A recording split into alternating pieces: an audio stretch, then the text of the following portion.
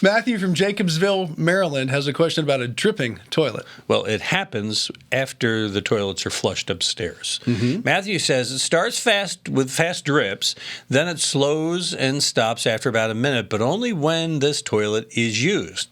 It's been about 6 months now, but no signs of water damage.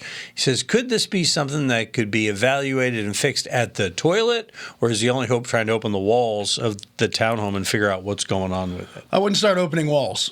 Don't just start opening walls if you don't have any damage. I mean that very sincerely. As far as that goes, I don't know why it's dripping. It sounds like the valve isn't closing all the way, so you're hearing a little bit of the calcification that's not letting it quite close, and a minute later it finally does.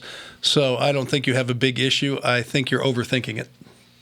So what do you think is causing this dripping noise? The valve's not closing really tight quickly, so you could put a new flush valve in if you want, and that would be fine. Or filler valve, I should say, Is not that flush valve. that's the tall thing? Yeah, that's the thing goes up and down, or the arm that goes like this. Okay.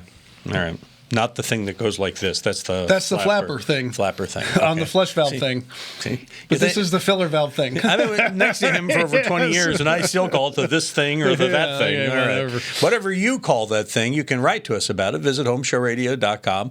Click on that Ask Tom form. We'll post your answer just like these videos. Subscribe to our channel, click the bell, and we'll ring yours when we post a new one.